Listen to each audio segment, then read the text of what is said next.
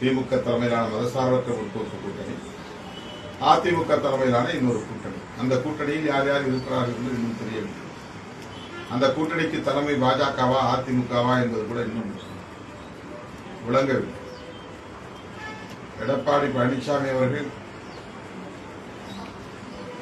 அதிமுக பாஜக இடையே கூட்டணி உருவானது என்று அதிகாரப்பூர்வமாக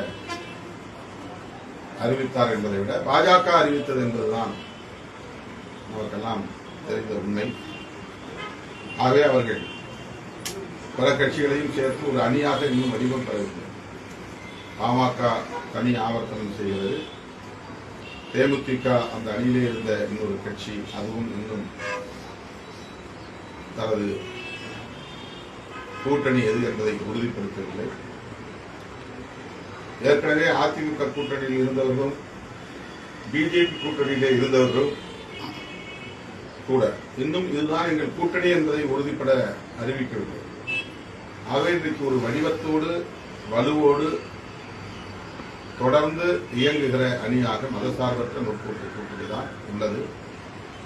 எதிர்வரும் 2026 தேர்தலில் இந்த கூட்டணியே மாபெரும் மக்கள் ஆதரவோடு வெற்றியை பெறும் என்று நான் நம்புகிறேன்.